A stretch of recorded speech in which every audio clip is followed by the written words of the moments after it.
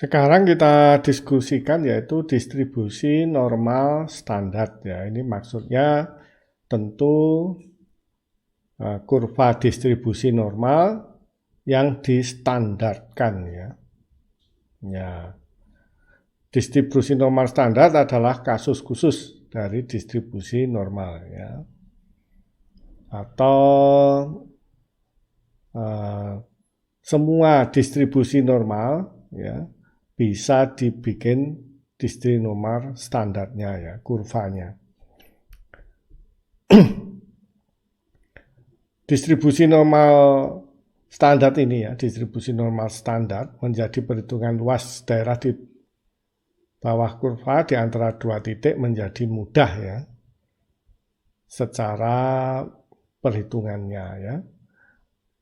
Pada distribusi normal standar ya, rata-ratanya dibikin bernilai 0 ya. Dan variannya jadi sigmanya ya, itu berharga 1 ya.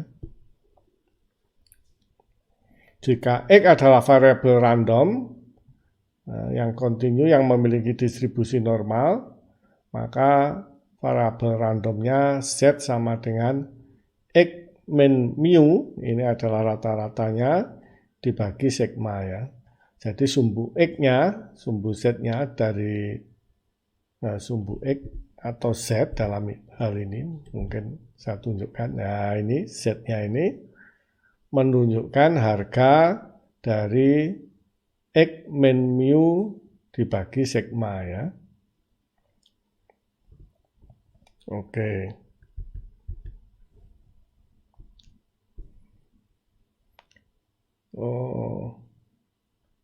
Mengikuti ya, maka variabel random harganya ini X min mu dikurangi sigma mengikuti distribusi normal standar.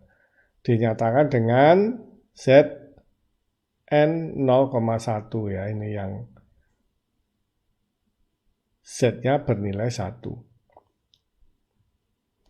Titik 0 merepresentasikan titik tengah, ya, harga Z pada bagian kanan ya bernilai positif dan bagian kiri bernilai negatif ya, karena rata-ratanya bernilai 0 ya. Ya di sini 0 rata-ratanya, bagian kurva yang sebelah kanan tentu bernilai positif dan bagian kurva yang sebelah kiri rata-ratanya ya, Z-nya bernilai 0. Z-nya bernilai negatif. Oke. Nilai Z pada sebuah titik memberikan jarak antara rata-rata dan titik tersebut dalam satuan standar deviasi ya. Ya, jadi misalnya Z sama dengan 1 mengindikasikan jaraknya 1 kali standar deviasi di sebelah kanan dari rata-rata. Dan Z sama dengan min 2 mengindikasikan titik 2 kali sigma di sebelah kiri rata-rata ya. Jadi mudah saya rasa. Selain itu ya, selain grafik ya, kurva distribusi normal standar juga dilengkapi tabel. Itu tabelnya seperti ini. Ya, ini menyatakan Z-nya ya. Yang 0 ini tentu saja luas titik rata-ratanya ya, 0,0. Kalau ini berarti 0,01 ya, di sebelah kanan dari rata-ratanya dan seterusnya ya. Misalnya yang ini berarti 1 atau jauhnya sama dengan sigma ya. Ya, di sebelah kanan dari rata-rata. Dan ini adalah luasannya ya. Luasannya kalau pengen dijadikan persen ya, ini sebenarnya misalnya ini ya. Ini adalah luasan mulai dari rata-rata hingga 1 atau hingga sigma itu adalah 0,3413 ya. atau sama dengan 34,13% luasannya ya. Separuh loh ya, dari rata-rata hingga ke sigma ya. Karena satu itu 1 kali sigma di sebelah kanan. Atau sebelah kiri, ya sama saja. 1 atau min 1 nanti luasannya sama kan tentunya. Sama dengan 34,13. Kalau dari sigma sampai min sigma, ya, maka ya 3413 kalikan 2 berarti 68,26. 68,26%. Ya, begitu ya. Oke ya, dengan tabel ini sangat membantu kita ya dalam menyelesaikan soal ya. Tabelnya ya tadi nilainya dari 0 hingga 3,09 ya di sebelah kanan, 0 hingga 309 kali sigma ya. Karena luas total kurva adalah 100% atau 1 dan kurva simetris terhadap rata-ratanya, maka luas separuh ini tentu saja 0,5 ya. Ya. Oke, mungkin nanti dengan contoh soal akan memberi kejelasan ya. Ini contoh ini sangat teknik mesin sekali ya. Suatu pabrik menghasilkan poros ya yang terdistribusi normal dengan rata-rata 3 dan standar deviasi 0,009 cm. Ini berdasar ketelitian dari alat potongnya ya. Poros dengan diameter kurang dari 2,98 cm ya. Berarti toleransinya 0,02 cm ya. Kalau kurang direject. Kalau lebih dari 3,02 maka dikerjakan ulang karena lebih bisa dibubut lagi sehingga menghasilkan diameter sama dengan 3 yang dituju ya. Kalau kurang dari 3 ya, tetapi masih di atas 2,98 ya, maka dia diterima ya, masuk di daerah toleransi ya. Pertanyaannya tentukan persentase poros yang direject dan dikerjakan ulang ya. Tentu kita menghitung besarnya nilai Z ya. Dengan persamaan sebelumnya yaitu ya, Z sama dengan mungkin biar menghemat tempat ya, Z sama dengan X kurangi mu ya. Saya tulis ulang aja dulu. X dikurangi rata-rata dibagi dengan standar deviasi ya. Kalau kita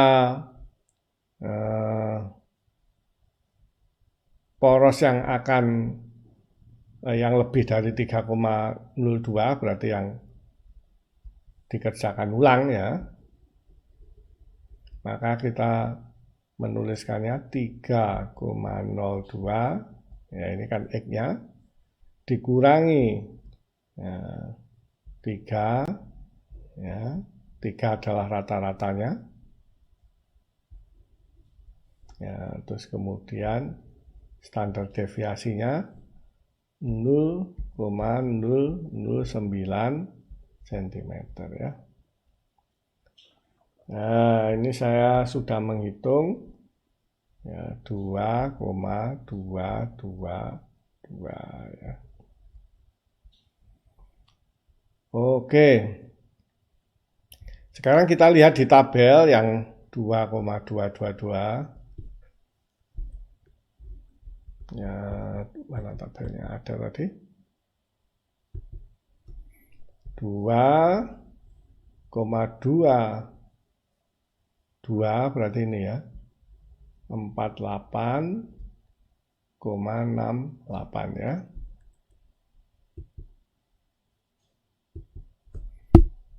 Maka berdasarkan dari tabel,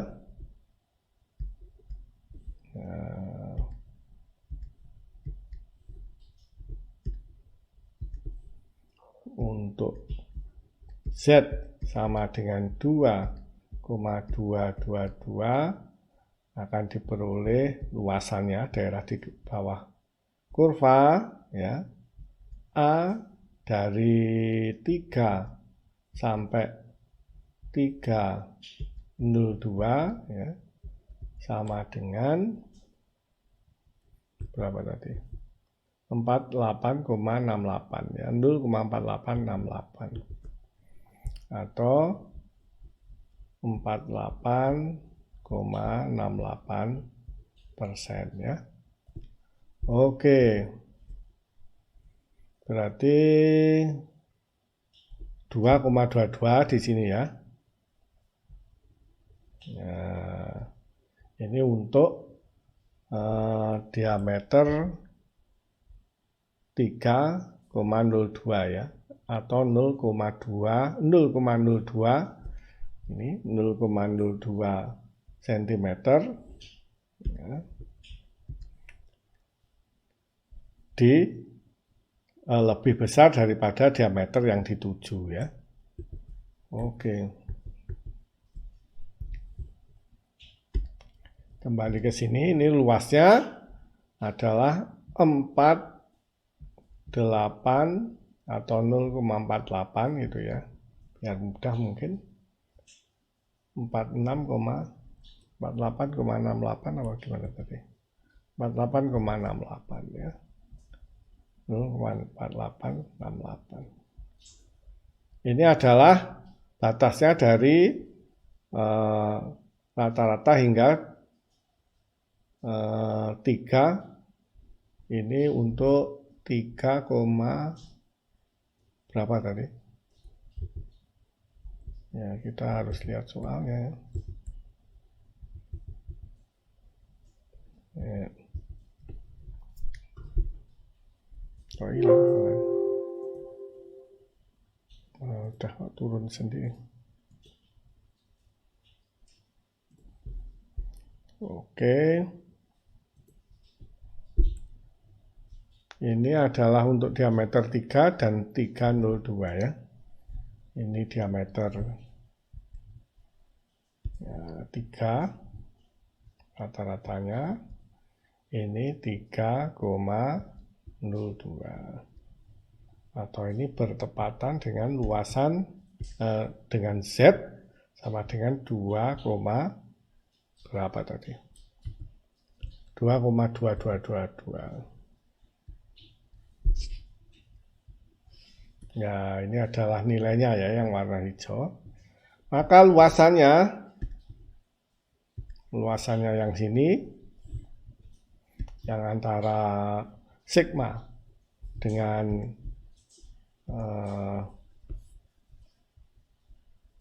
sampai 302 ya, luasannya yang ini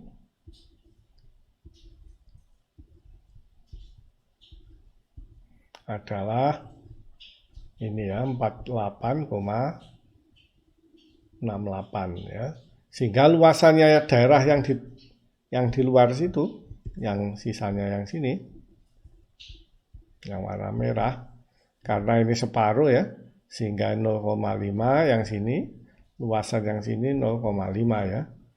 Sehingga luasannya yang merah ini adalah 0,5 dikurangi 0,4868 ya, luasannya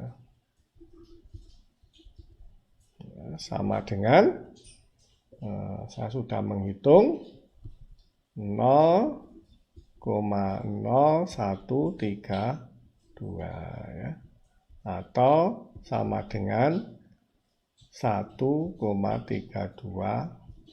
ya. Maka akan ada 1,32% yang harus dikali kerjakan ulang ya tadi soalnya. Ya, yang dikerjakan ulang. Untuk poros yang di reject ya, karena ini 2,98 ya, tentu Z-nya sama ya, dengan ini cuma berharga negatif ya. Kalau kita mengerjakan yang itu, Z-nya sama dengan 2,98 dikurangi 3 dibagi 0,009 ya, sama dengan 2, min ya. 2 ya. Bagaimana menggunakan tabel? Karena nggak ada min di tabelnya, yang ada nilai positif. Nah, dan kita tahu bahwa 2,22 di sini ya posisinya. Nah, 2,222 di situ posisinya. Dan kita tahu bahwa ini simetris terhadap pusat terhadap minnya ini, sehingga kita bisa mencari luasnya yang hitam ini ya, yang saya arsir hitam sama dengan luasnya yang saya arsir hijau ini ya, karena dia simetri dan dia bernilai ini min 2222 ya, sejauh 2,222 di sebelah kiri, dan yang saya arsir hijau adalah sejauh plus 2,222 dari minnya ya. Jika minnya dianggap 0 ya, sehingga karena simetris luasnya sama berarti yang hitam itu. Sehingga ya prosentasenya tentu sama ya.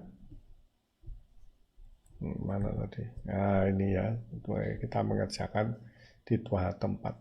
Jadi yang hitam ini juga sama ya, 1,32.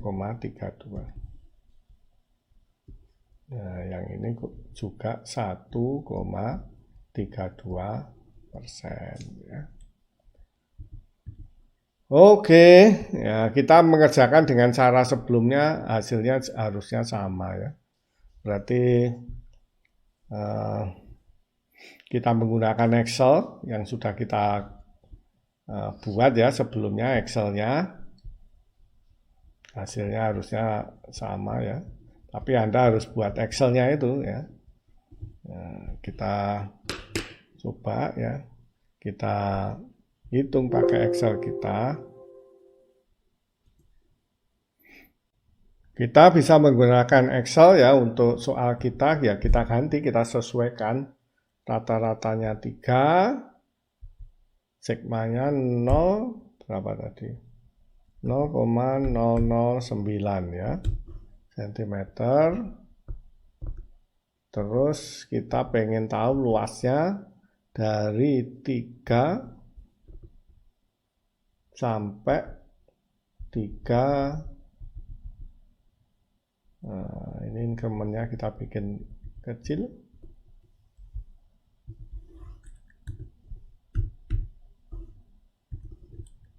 .302 ya. Semakin kecil. Nah, 3, berapa tadi? Kita lihat di sini 3,02, 3,02. Ya, ini luas totalnya ya. Mungkin sedikit perbedaan karena tabel tentu pembulatan ya. 48,68 ya, luasnya. Berarti karena luasnya dari 3 hingga sampai plus tak hingga adalah setengah ya, maka sama dengan setengah dikurangi ini ya, daerahnya, atau sama dengan ini dikalikan 100 ya, 1,32%, sama ya. Ya, dengan kita melihat tabel ya. Tapi Anda ya harus punya Excel-nya ini bagaimana membuat Excel-nya ya pada video sebelumnya ya. Oke, itu kalau kita menggunakan Excel menghasilkan 1,32%. Bagaimana kalau kita menggunakan prinsip luas kurva ya, seperti ini ya. Tentu kita menggunakan bantuan online matematika ya. Kita gunakan online matematika, online kalkulator, definite integral, kita pakai yang Wolfram alpha ini. Kemudian kita masukkan rumus untuk kurva normal, rumusnya di sini ya. Nah, lupa juga rumusnya, tidak harus dihafalkan memang. Nah, rumusnya ini 1 sigma akar 2pi,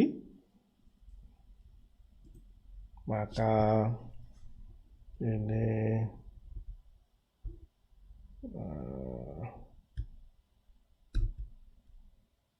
sigmanya adalah 0,009 ya kan, dikalikan akar 2pi, 2 dikalikan pi, akar 0,5, 0,9 ini sigmanya, supaya 1/(-1) ya. Oke, kemudian kita kalikan eksponensial, ya eksponensial dari, nah ini ya, X kurang mu kuadrat. Eksponensial ya, min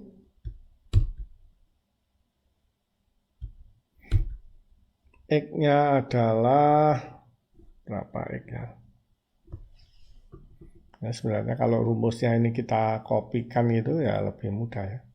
Tinggal paste saja. Ini yang sulit kan nulis rumusnya ini. Di sini X kurang rata-rata, berarti eksponen X dikurangi rata-ratanya 3 ya. Ya kan? Terus kuadrat. Nah, sudah. Min, terus sekarang dibagi, benar ya? Dibagi dengan 2 kali sigma kuadrat. Dibagi 2 kali sigma kuadrat.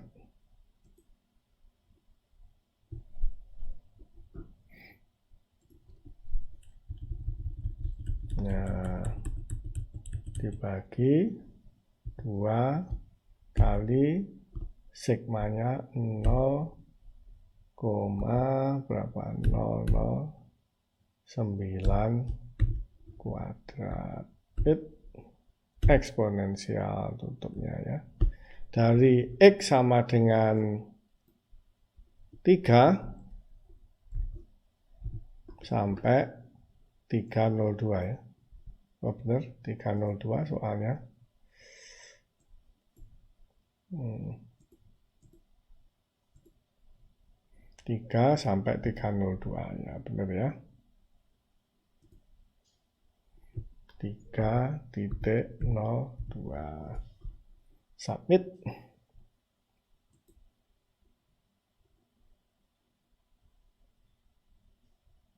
Nah, ini luasnya 4868,66 ya kalau berdasarkan ini.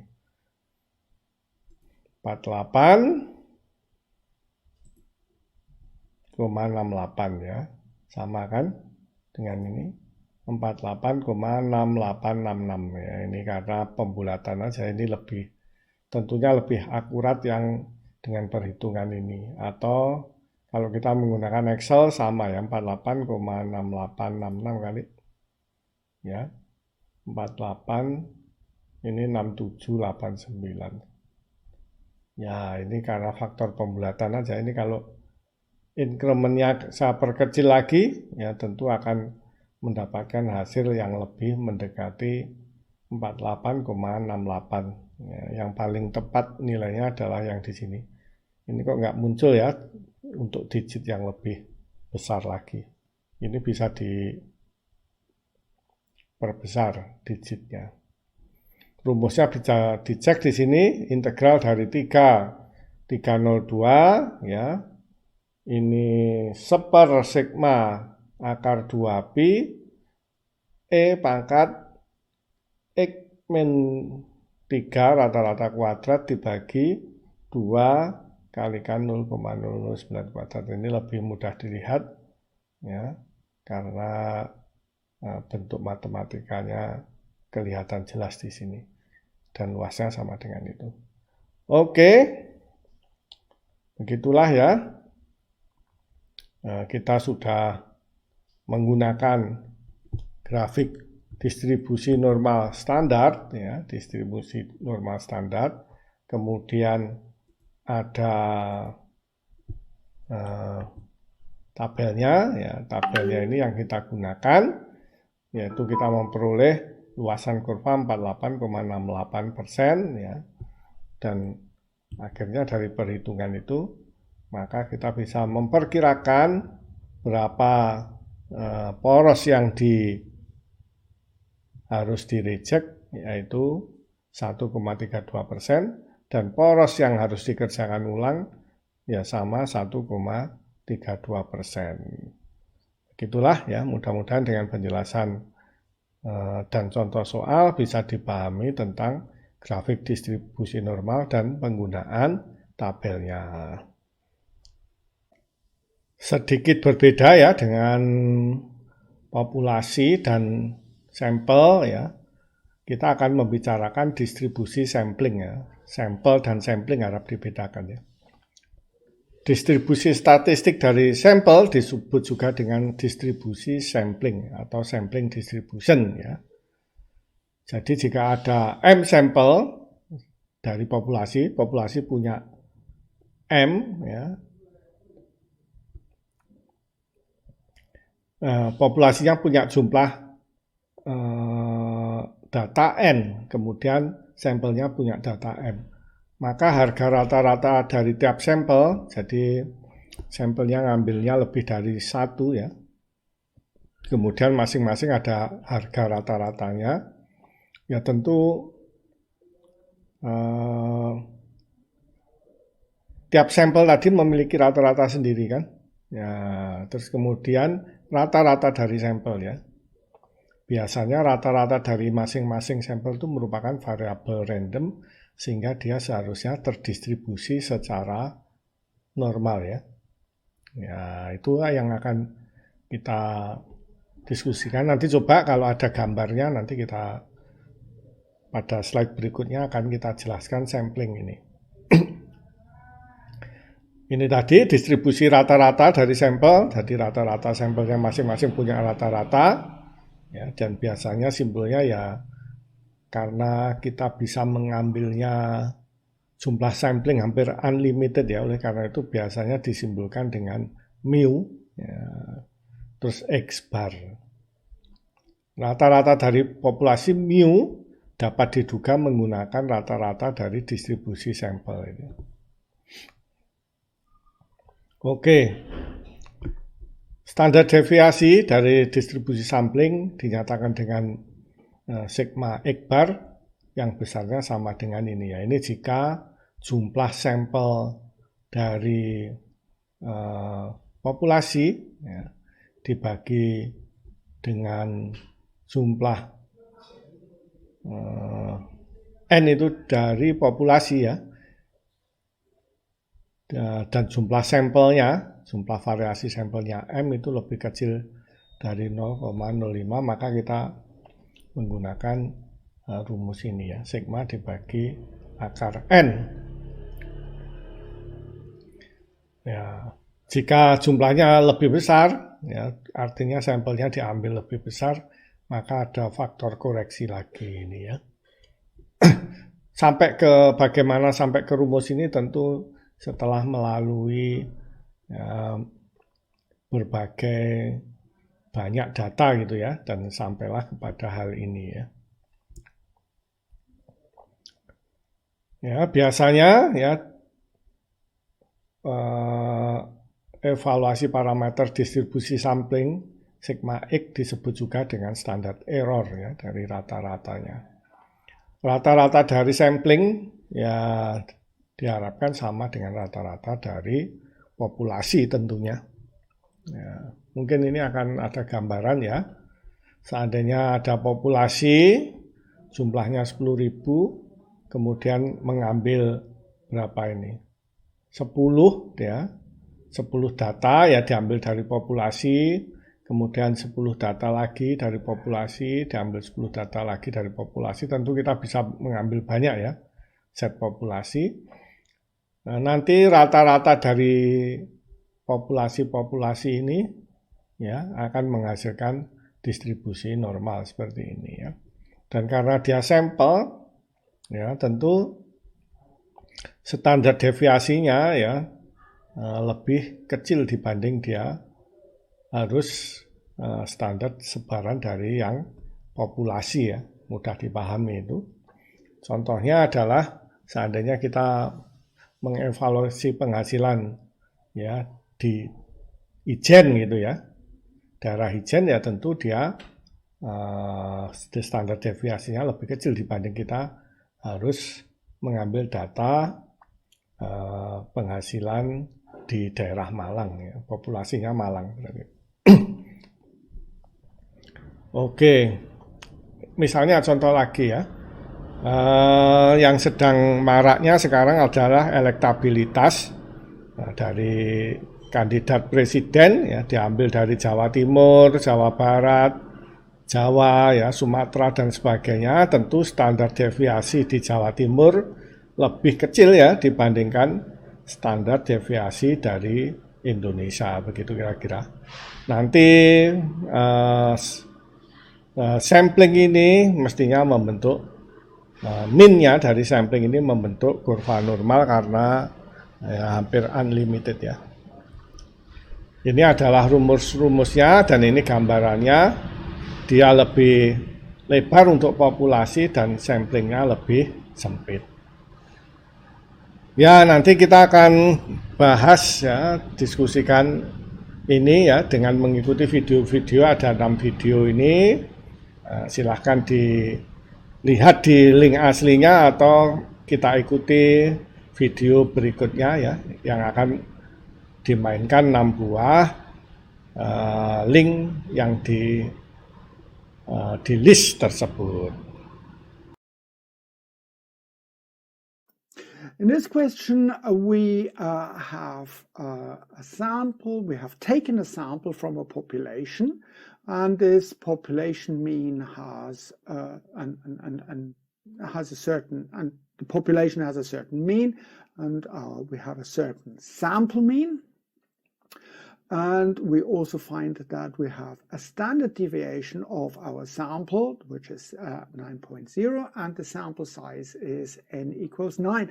And we are asked to find out what is the sample standard deviation of the sampling distribution. Now, what does that actually mean? Now, let's just simply say, for simplicity's sake, our original population might look something like that. It doesn't really matter. Here we would have our population mean, and we know that this is a population because it's abbreviated with this mu sign, so that's the mean, and it probably has also some standard deviation here. And this standard deviation would be abbreviated with a sigma sign. So that's our standard deviation for the population, and these are our parameters.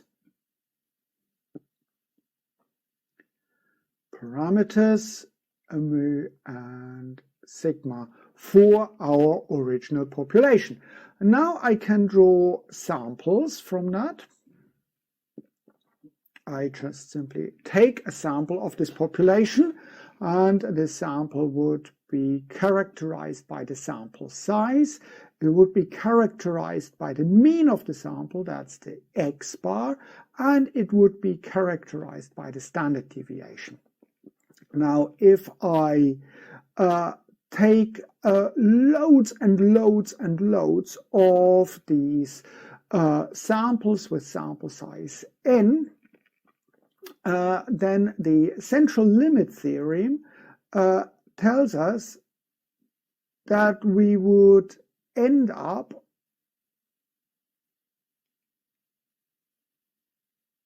with a normal distribution.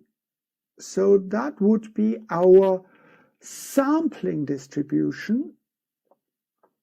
So sampling distribution for all of our samples, sampling distributions, and this sampling distribution has, again, it is a population, because we can do that 1,000,000 times. So we would have the mean, population mean of the sampling distribution, and we usually abbreviate that as mu x bar. So this is the mean of the sampling distribution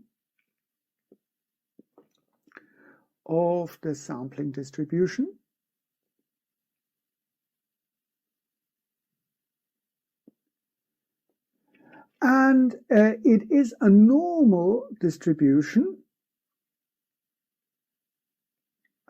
Again, it has here the standard deviation, and in this case we have a population standard deviation, and it is the standard deviation of the sampling distribution. So that is standard deviation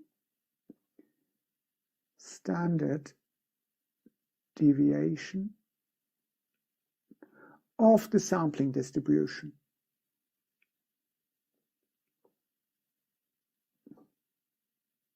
And that is actually what we are looking for. And we know that in this case, our mean of the sampling distribution, so mu x bar, equals our sample mean, and that also equals the population mean of our original population here, from which we have drawn the sample. We also know that the sample standard deviation of the sampling distribution, and that's quite a mouthful, this sigma x bar equals the standard deviation of our sample, that is this S here, the standard deviation of the sample, divided by the square root of the sample size. And that is actually what we are asked to calculate. So we can do this calculation quite easily, because we know that we have a sample standard deviation of 9. So in this case we have 9 divided by square root of 19, and this would give us the sampling distribution, the standard deviation of the sampling distribution, 9 divided by square root, and I abbreviate that in Excel with SQRT. Mustn't forget the brackets.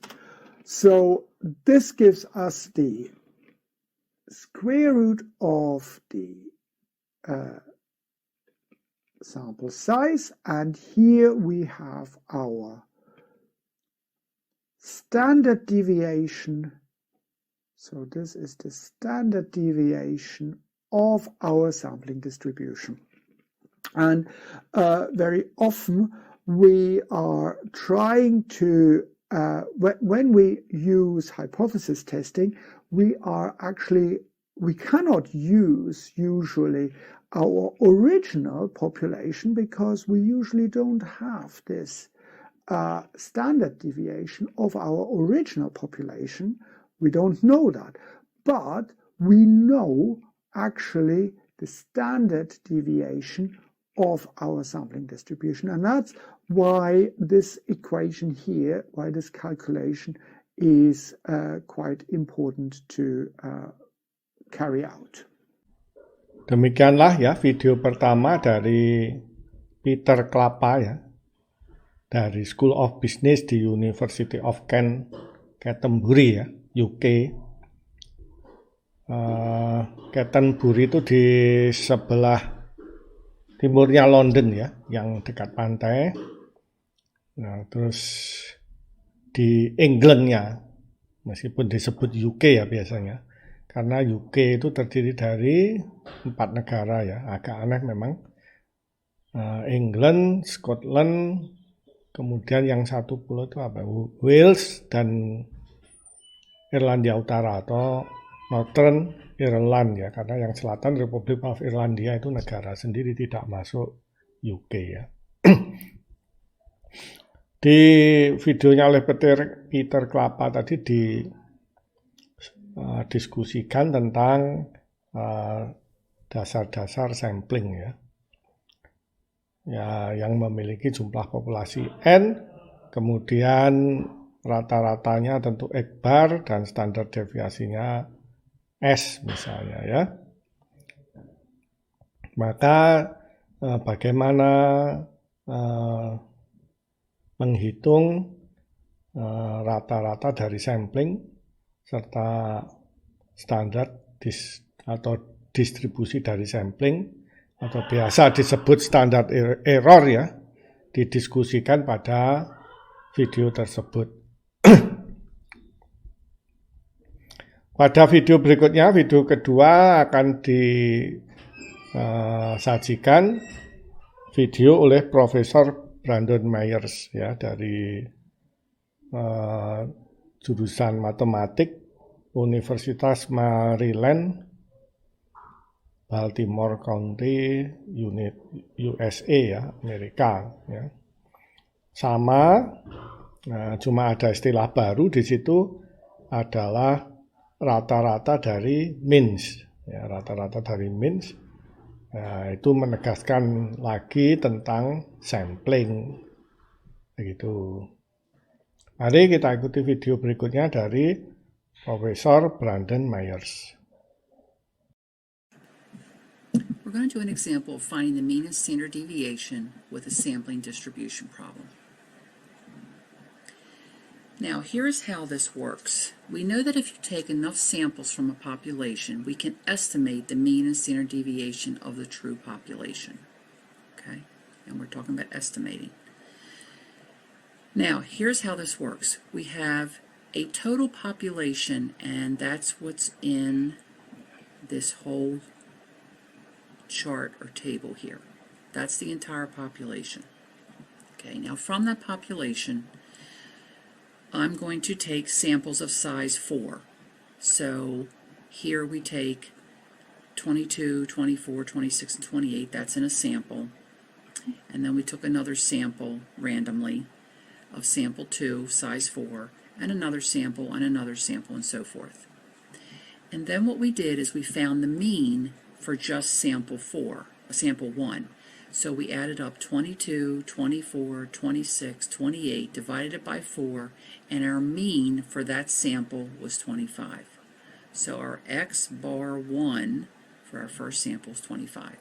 We did it with sample 2. We added up our 20, 22, 21, and 25, divided by 4, and got 22. So our X bar 2 is 22, so forth. This is our X bar 3, and this is our x bar 4. Now, we're going to find the mean of the means. So we're going to take our means of 25, 22, 23.25, and 24.5 and add those together and then divide by 4. So that's what this formula says, the mean of the means. And this is our sampling distribution mean, is we're going to sum up all of our means, and we do that, and then we're going to divide by n, which, how many samples? 4, and we get 23.6875. Okay. Now, we're saying that from our discussion before that mu of x bar is equal to the true population mean. Well, the true population mean would be to add up all of our numbers and divide by how many numbers, which are 16. So if we add up all of our x's, we get 379, and then divide by 16, guess what we get? 23.6875, the same thing. So that's why we say we can take samples of the population, find the means for those samples, and then take the mean of them, and we can say that it's equal to the true population mean. Now again, the standard deviation has an adjustment to it. So let's go ahead and look at doing our examples here. Again, our formulas, the mean of x bar, the mean of our means, is equal to our true population.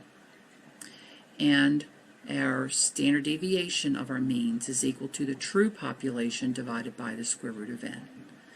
So let's go ahead and find our mu of x bar. Well, that's the easy part. Mu of x bar is equal to the mean, and in our case, the true mean was 100, so mu of x bar is equal to 100. It's our standard deviation that's going to take a twist. So our standard deviation of x bar is equal to our true population standard deviation, which is 20, over the square root of n, which in this case our sample was 25. And we get 20 divided by 5. The square root of 25 is 5, and that gives us 4. Now here's what we're going to notice. Our true standard deviation of 20 is going to be reduced because of our sample size to a lower value. So as our sample size increases, so our standard deviation decreases. Okay, so let's do our next one. That was example 1. Let's do example 2. Our mu of x bar, our sampling distribution mean, that's what this is called, our sampling distribution mean, is equal to the same as our true, which in this case is 0. Our standard deviation of our sampling distribution, however, is going to change by the true divided by the square root of n, which in our case is 9 now. So 10 divided by 3, again the square root of 9 is 3, equals 3.33 bar. So we're going to round to 1 decimal place, 3.3, since our original had no decimal places. And again, our standard deviation of our population was 10, and now because we're sampling, it's dropping. And our final one, our mu of our sampling distribution is equal to our true, which in this case is -10, and our standard deviation of our sampling distribution is 5 divided by the square root of 500. And because the square root of 500 is not an integer like 3 was and 5, we can't write a number and then try to punch it back into our calculator. We have to go ahead and do the whole thing as a calculation. No rounding in our work, only rounding of our answers. So 5 divided by the square root of 500 is 0.22366 ... So we're going to say 0.2. And again, our standard deviation was 5. It now has dropped to 0.2. So those are our examples of finding our sampling mean from our true and our sampling standard deviation from our true. Let's calculate one last sampling distribution of a statistic, the standard deviation. And we'll continue with our same example of Farmer Fred's egg production. So what is the sampling distribution of a standard deviation? The sampling distribution of the standard deviation is the distribution of sample standard deviations with all samples having the same sample size n taken from the same population. So remember, in our example, we had a population size of 3. The population were the 3 days of egg production. One day had 5 eggs, one day had 7 eggs, one day had 12. We have this very, very small population. And what we knew so far now is that the mean of the population was 8. We found that the population variance was 8.67. That was a rounded value. And now we want to find the population standard deviation. Well, remember that the standard deviation, the population standard deviation, is just the square root of the population variance, and we already have that. So we can just take the square root of 8.67, and again, this is going to be an approximate number of 2.94, and remember, these are eggs, not eggs squared now because we took the square root. Okay, so let's get our samples up here, the samples we dealt with before.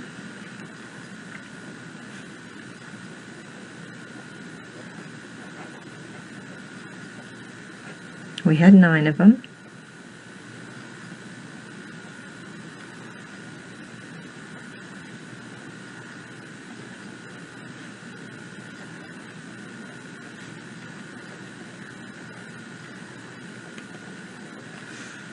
Okay, that's 6. 3 more.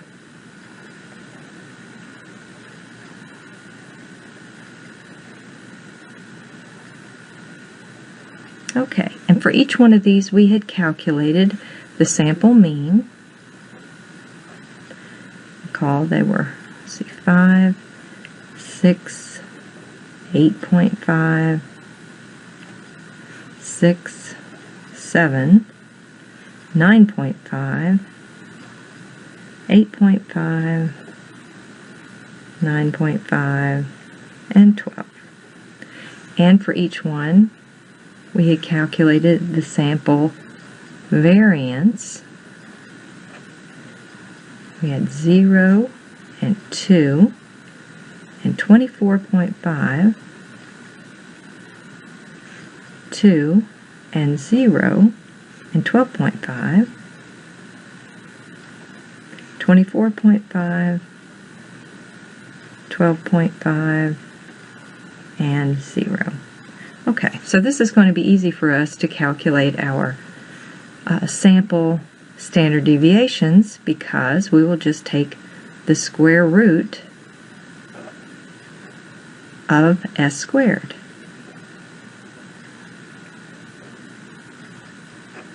And I'm going to carry these out, the ones that do go beyond the decimal place, to 1.4142, 4 decimals.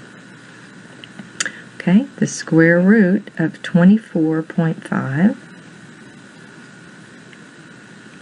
4.9497. Okay, we already have the square root of 2. That was 1.4142. The square root of 0, of course, is 0. The square root of 12.5. 3.5355. We've done 24.5, that was 4.9497. 12.5, 3.5355, and 0 was 0. Okay, so as we've done before, we can now calculate the mean of the sample standard deviations.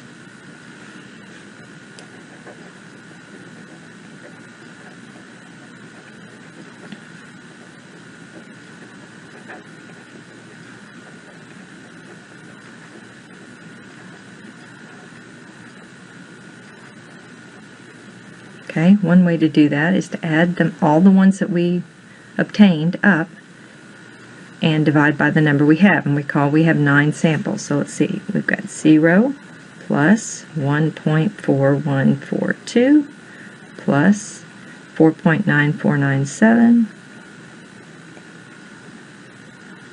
plus 1.4142 plus 0 plus 3.5355 plus 4.9497 plus 3.5355 plus 0, all divided by 9.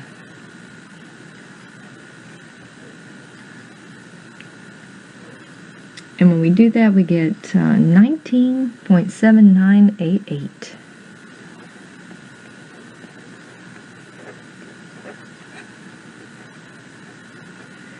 And this is approximately, well, let's see, 2.19986. And since when we did the population standard deviation, we went to 2 decimal places. So I'm going to say this is about 2.20 eggs. But now we're getting something different than we've seen with the mean and the variance. When we did the same thing for the mean and variance, we found the exact same number. 2.20 is not the exact same as 2.94. Okay, well, let's see what happens if we do the probability distribution for the standard deviation. So recall we list all the possible standard deviations. We had 0, we had 1.4142, we had 3.5355, and we had 4.9497. Those were all the sample standard deviations from our entire population. So what was the probability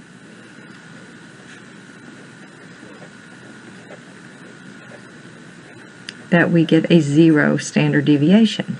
Well, how many ways were there to get 0? And there were 3, right? We saw 3 samples that had a 0 standard deviation out of 9 possible samples we could pull.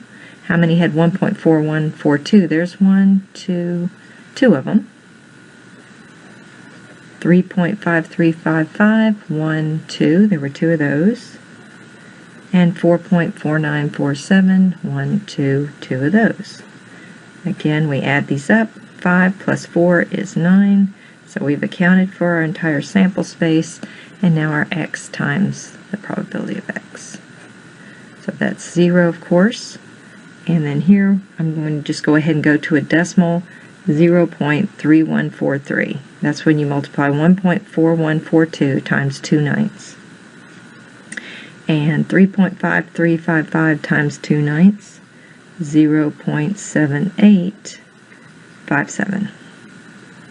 And 4.9497 times 2/9, 1.0999. And now let's add those up. Sum of the x times p of x, and we get 2.1999, or approximately 2.20 eggs. So we got the same thing that we got using this calculation, okay, 2 different ways to get the mean, but we do see they are not the same as the population standard deviation. So let's make a note of that. So note, the mean of the sample standard deviations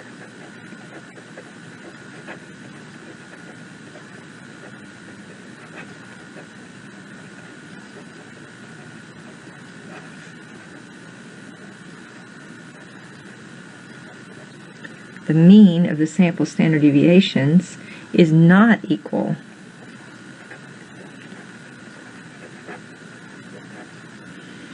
to the population mean. I'm sorry, to the population standard deviation.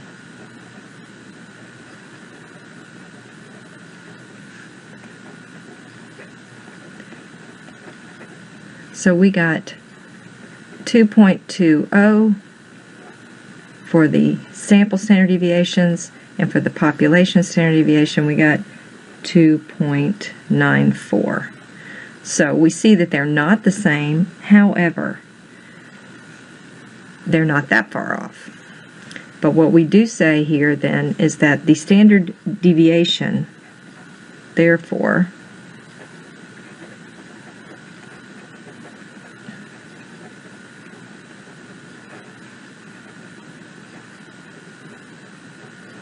is not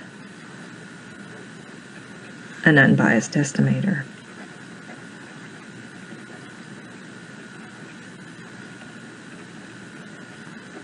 But why do we say that we're going to be using the standard deviation so much? And we have already used the standard deviation so much more than the variance.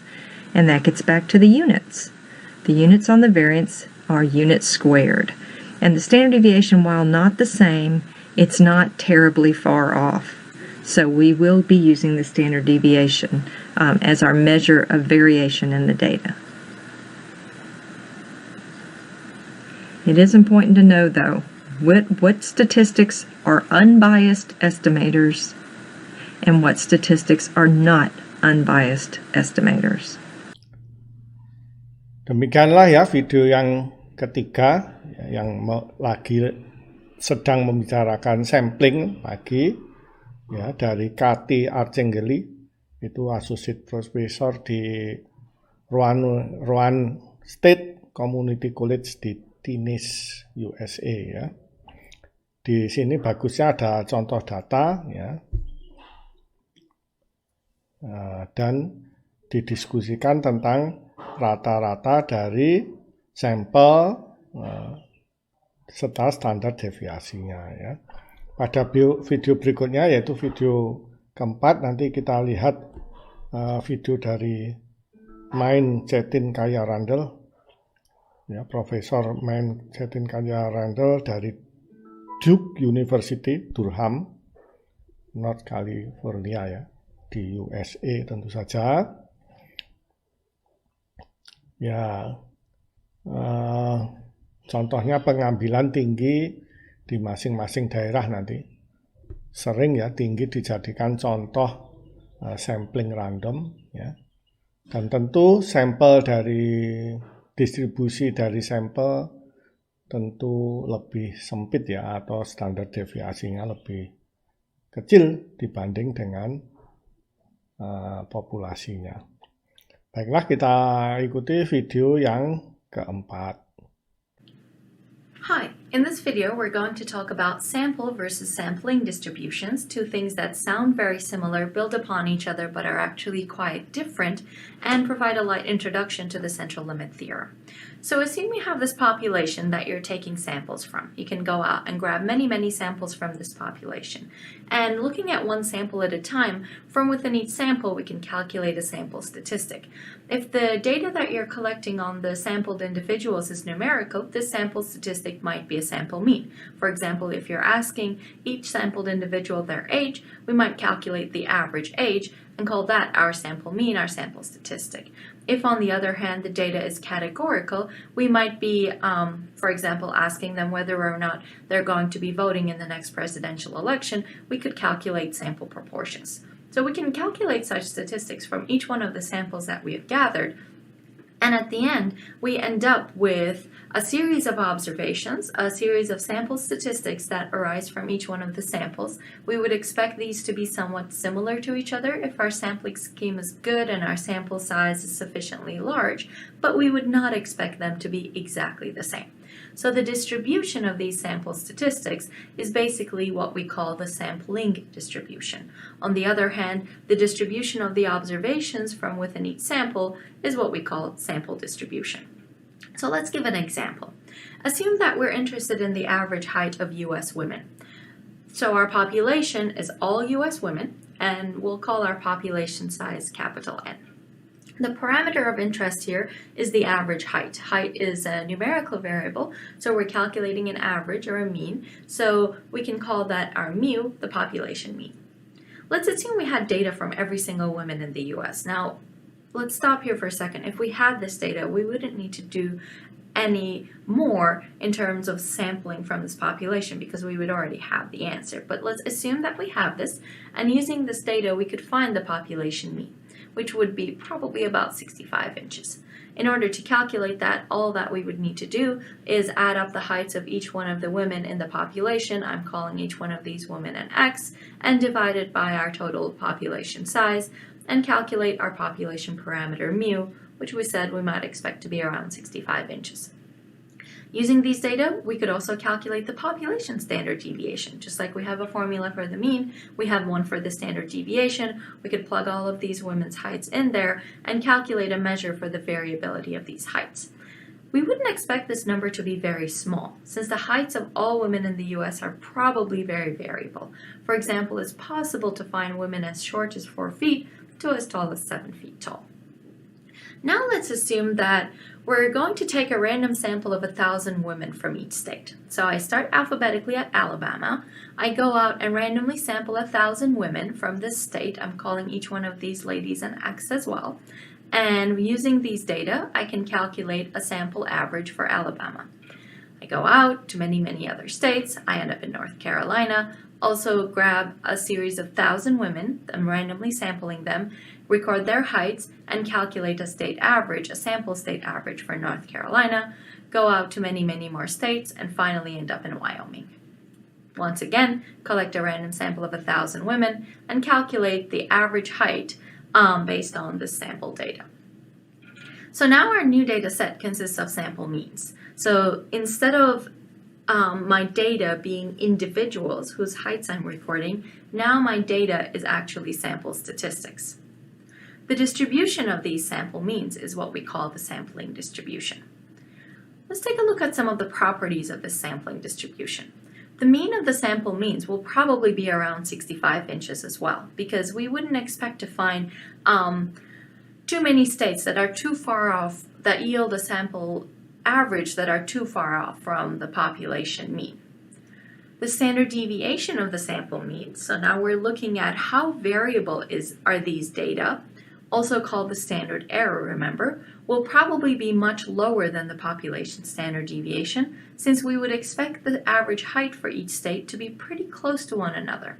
For example, we wouldn't expect to find a state where the average height is as low as 4 feet or as high as 7 feet. So the variability of the sample means is going to be lower than the variability in the actual population. We're going to talk a little bit later about how much lower we would expect that to be. In fact, the standard error will decrease as the sample size n increases. So if instead of sampling 1,000 women, I had actually gone out and sampled fewer women from each state, so let's say I'm sampling only 3 at a time, we would expect the sample averages to be much more variable. If I'm really going as low as sampling 3 women from each state, it is possible that I grab an individual who's maybe very short or very tall, and their height is going to have a whole lot more bearing on that state's average. If on the other hand I'm sampling many, many more women, such as 1,000 women from each state, even though I might have a few extreme observations in that sample, we wouldn't expect those to have as much bearing on our sample mean. To formalize what we just talked about, let's go back to the central limit theorem. The central limit theorem tells us about the distribution of sample statistics. So in this case, we're going to focus on the sample mean. Later on, we're going to talk about the sample proportion as well. So we said that X bar is going to have a distribution centered somewhere around the population mean. And we said that the standard error of X bar is going to be lower than sigma. And in this case, we're formalizing the value for the standard error, and we're saying that the standard error can be calculated as the population standard deviation divided by the square root of the sample size. So we can once again see the property that as n goes up, as the denominator goes up, we would expect the standard error to go down, but we don't expect a one-to-one relationship between these two because it's only going to go down by the square root of n, as opposed to the absolute value of it. So now we talked about the center of the distribution, and we also said something about the spread of the distribution. Remember, when describing distributions, we always talk about 3 things: center, spread, and also shape. So would we expect the shape of this distribution to be? The central limit theorem tells us that this distribution's shape is going to be nearly normal. So formally, we can say that our sample mean is going to be distributed nearly normally, with mean at the population mean and standard error equal to the population standard deviation divided by the square root of n. This, of course, is only going to hold as long as certain conditions hold. First off, we need our observations to be independent. So our observations within each sample need to be independent of each other with respect to the variable that we're interested in. In order to ensure this, we could think about random sample or random assignment, depending on whether we're doing an observational study or an experiment. And we also don't want our samples to be very huge. It is true that in statistics, larger samples are better, but we want to also have an upper bound to the size of our sample, because if you sample a huge chunk of your population, it's going to be very difficult to ensure independence between the observations. We know that within a population, observations are independent. You and your family members are within the population of the US. So any female in your family is going to have heights that are dependent on each other. So when we're sampling, we want to make sure that if we've grabbed somebody from your family, that we don't grab another one. And in order to be able to make sure that that doesn't happen, we don't want to sample a huge chunk of our population. So the first condition is about independence. The second one is about, it's a balance between our sample size and the distribution of the population. So if the population distribution is nearly normal to begin with, we really don't need to think about how large our sample is. But if it's not, then the sample size should be at least 30. So we would want n to be greater than or equal to 30, and we wouldn't want our population distribution to be extremely skewed. But we talked about the idea that as the sample size increases, we wouldn't expect our sample averages to be very, very variable, which kind of means that the more skewed the population distribution, the higher sample size we would need to ensure a nearly normal distribution of our sample statistic, in this case, the sample mean. I hope that this has been helpful for clarifying the differences between sample and sampling distributions and has been a good introduction to the central limit theorem. Thank you for watching. Let us compute the mean, variance, and standard deviation of the sampling distribution of the sample means. We can do this in two ways. The first way is when we use the parameters. That is, we calculate first the population mean, the population variance, and the population standard deviation. Or we can use the sampling distribution of the sample means. In this example, we will be using the parameters. Let us have this problem. Samples of 2 cards are drawn at random from a population of 6 cards numbered from 1 to 6. Compute the mean, variance, and standard deviation of the sampling distribution of the sample means. Again, to answer this problem, we will be using the population mean, population variance, and population standard deviation. To do it, we need the following formulas. In calculating for the mean of the sampling distribution of the sample means, which is denoted by mu sub x bar, is we determine the summation of the sample means and we divide it by the sample size for finite population, likewise in infinite population. While for the variance, to determine the variance of the sampling distribution of the sample means, which is denoted by lowercase letter sigma squared sub x bar, which is equal to, we have here the variance of the population divided by the sample multiplied by n, the population minus the sample divided by the population minus 1. While if we have an infinite population, the variance of the sampling distribution of the sample mean is denoted by the population variance divided by the sample. For standard deviation, denoted by lowercase sigma sub X bar is determined by determining the population standard deviation divided by the square root of the sample multiplied by the square root of the population minus the difference minus n, or the lowercase n, which represents the sample, divided by a population minus 1. That is for finite population. Now, if we have an infinite population, the standard deviation of the sampling distribution of the sample means is simply the quotient between the population standard deviation and the square root of the sample size. Let us answer our problem using these formulas. Now, as what I have said, we will be using the parameters. We will compute first the population mean, the population variance, and the population standard deviation. Now, the problem is that we will be drawing randomly 2 cards from a set of 6 cards numbered from 1 to 6. That is, we have our X values here, 1, 2, 3, 4, 5, 6. And this represents the population. And to calculate for the population mean, mu, we simply add all these X values and we divide it by the population size, which is 6. That is, we have 1 plus 2 plus 3 plus 4 plus 5 plus 6. We have 21, and we divide it by the size of the population, which is equal to 6. And 21 divided by 6 is 3.5. Thus, we have the population mean 3.5. Now, before we proceed to calculating the population variance, we remember the formula that we need to subtract each X value by the population mean. And we do that in the next column.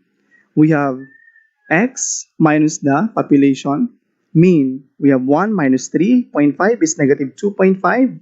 2 minus 3.5 is negative 1.5, and so on. And after that, we square the differences. We add another column and we label it as the square of the difference between the X value and the mean. We have negative 2.5 squared, we have 6.25. Negative 1.5 squared is 2.25, and so on. Now, let us proceed to calculating the population variance.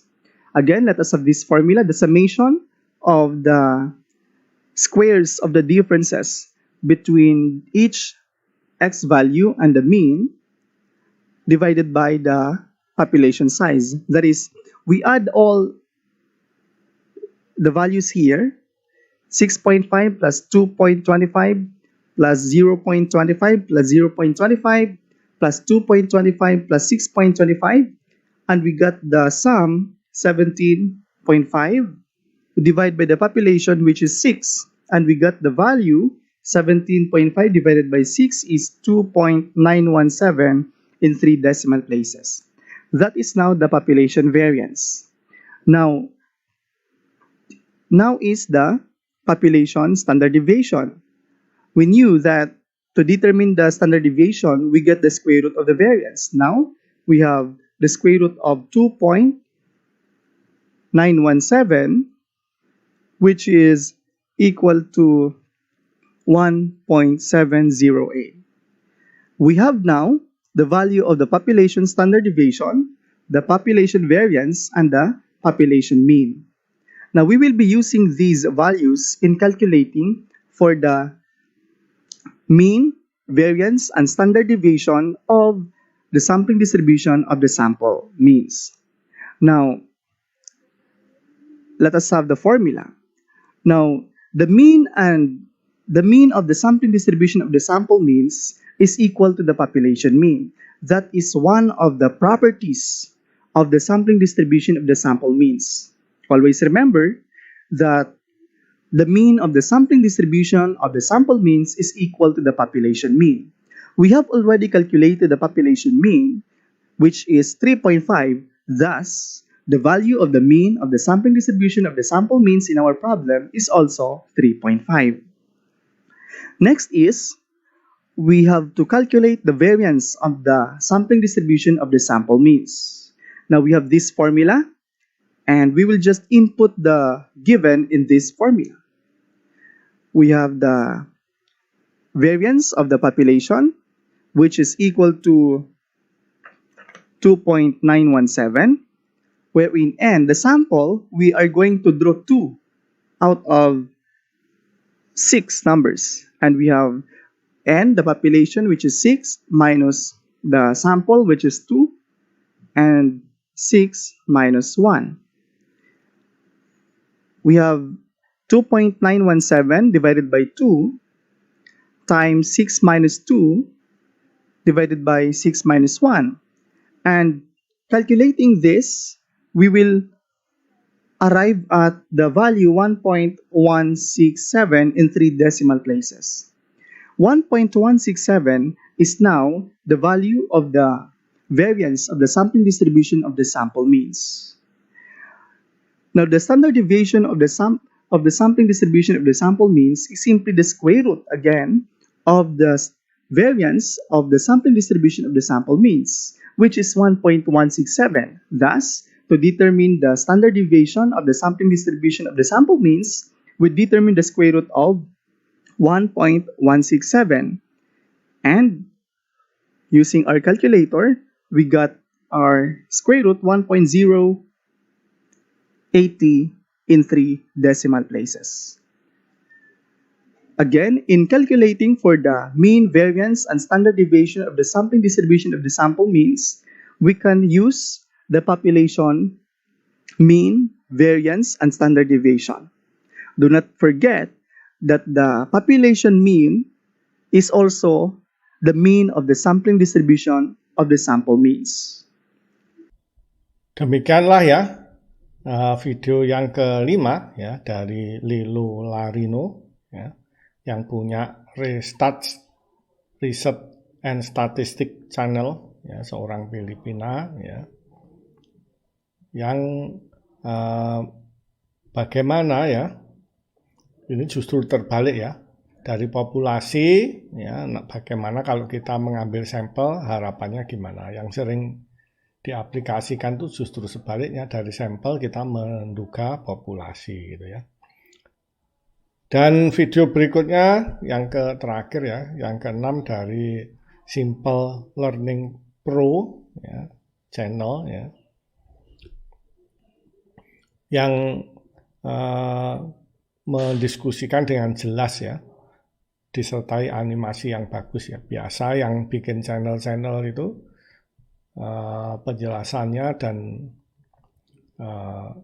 animasinya bahkan lebih bagus dari yang profesor-profesor biasanya ya, karena mereka memang mendapatkan uangnya dari channelnya itu ya.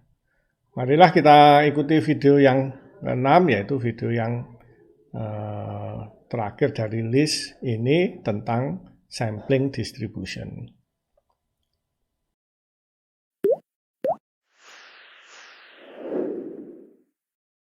In this video, we'll be learning about the sampling distribution.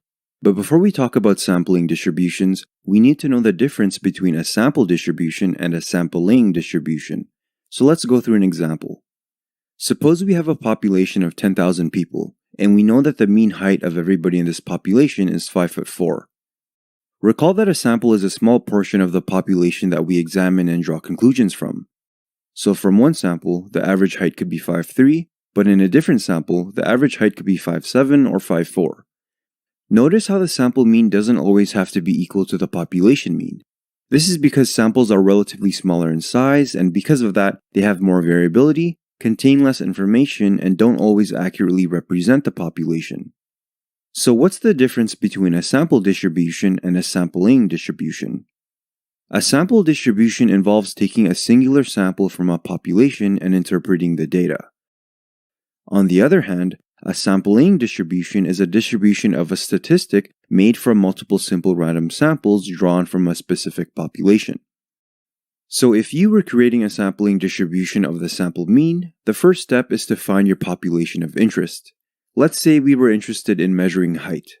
Next, you would take a random sample of size n. For this example, we'll choose an n of 5. Now we'll measure the heights of each individual in the sample. Once that's complete, we will calculate the mean height x bar for that sample. And then finally, we would create a frequency distribution of the sample mean by plotting the value of x bar for this sample. Remember that a sampling distribution involves taking multiple samples, so we would have to do this entire process for another sample. Therefore, we would take another simple random sample, calculate x bar, and then plot that value onto the histogram. Take another random sample, calculate x bar, and then plot that onto the histogram. If we repeatedly do this hundreds and thousands of times, we eventually end up with a sampling distribution. Essentially, a sampling distribution is just a whole bunch of x bars that are stacked on top of each other. And the interesting part is, if you have enough data, the sampling distribution will be normally distributed. This is due to the central limit theorem, but we will save the discussion for this topic in the next video. So now that you know what a sampling distribution is, let's compare the difference between a population distribution and a sampling distribution. A population distribution has a mean of mu and a standard deviation of sigma. And when a random variable x follows a normal distribution with a mean mu and a standard deviation sigma, this can be represented by the following notation. And the standardization formula for this normally distributed population would be equal to an observation x minus the population mean mu divided by the population standard deviation sigma. For the sampling distribution, this is created by taking multiple random samples from the original population, then calculating the x bar for each sample, and then combining it into one graph. When we do this, we find that the population mean of all the x bars is actually equal to mu. In other words, the mean of the sampling distribution is equal to the mean of the original population distribution that you sampled from. However, for the standard deviation, we can clearly see that we have something different between these two graphs. The sampling distribution has a much smaller spread than the population distribution, which clearly has a larger spread or a larger standard deviation. The standard deviation for a sampling distribution is always smaller than the population standard deviation. This is because the averages are less variable than individual observations, and we know that a sampling distribution is made up of averages, whereas a population distribution is made up of individual observations which can have a very wide range of measurements, and therefore more variability. We find that the standard deviation for a sampling distribution is equal to the population standard deviation sigma divided by the square root of n, where n is the size of your sample. The standard deviation of a sampling distribution is also called the standard error. So when a random variable x follows a normal distribution with a mean mu and a standard deviation of sigma over the square root of n, we can write this as a notation to formally state that. And finally, the standardization formula for a sampling distribution is equal to an observation x minus the population mean mu of all the x bars, which is just equal to mu, divided by the standard deviation, which is equal to sigma divided by the square root of n. So to quickly recap what we've talked about, a population distribution is a distribution that is created from measuring every single individual in the population. A sample distribution is a distribution that is created from measuring every single individual in the sample. And most importantly, a sampling distribution involves repeatedly taking a sample and calculating a statistic for each individual sample and then combining that information to create a distribution. Now you might be asking, what's the point of a sampling distribution in the first place? And to answer that question, it all boils down to convenience and efficiency. For example, if we wanted to know the average height of all humans living on Earth, we would first have to measure and record the heights of every person on Earth. As of 2021, there are about 8 billion people living on Earth right now. That's a lot of people. Measuring every single person would take a lot of time, effort, and money. So instead, we can create a sampling distribution. And from this sampling distribution, it can give us an idea of what the value of the population mean mu is without having to measure every single individual on Earth. Another great thing about the sampling distribution is that it allows us to calculate the probability of getting a certain outcome based on what our sample size n is equal to. So now that you know what a sampling distribution is, let's do some practice questions. Suppose it is known that the heights of all Canadians follows a normal distribution with a mean of 160 centimeters and a standard deviation of 7 centimeters. What is the probability that the average height of 10 random Canadians is less than 157 centimeters? Before I solve this question, I'm going to make some illustrations to help you understand what is happening. According to the question, we have a normal distribution with a mu of 160 and a sigma of 7. Mu is always located in the center of the distribution, so we will put 160 in the center. From here, we can create intervals that increase by the standard deviation. So one standard deviation to the right of the mean is 167, two standard deviations to the right of the mean is 174, and one standard deviation to the left of the mean is 153, and so on and so forth. This is the population distribution. For the sampling distribution of the sample mean, we know that n is equal to 10 because the question says that this is the size of the sample we are dealing with. We also know that mu x bar is always equal to the mean of the parent population, so it will also be equal to 160 centimeters. However, the standard deviation of the sampling distribution is equal to sigma divided by the square root of n. In this case, the standard error is equal to 7 divided by the square root of 10, giving us an answer of 2.21. This means we can create intervals that increase by the standard deviation. Now that you can visually see the difference between the population distribution and the sampling distribution, let's tackle the question. What is the probability that the average height of 10 random Canadians is less than 157 centimeters? This refers to the sampling distribution, not the population distribution. Therefore, this is the area we are concerned about. We are looking for the proportion of x less than 157, and this is unknown until we standardize the distribution, so we will use the standardization formula. Mu is equal to 160, sigma is equal to 7, and n is equal to 10. We can replace the entire denominator by the standard error, which we have already calculated to be 2.21.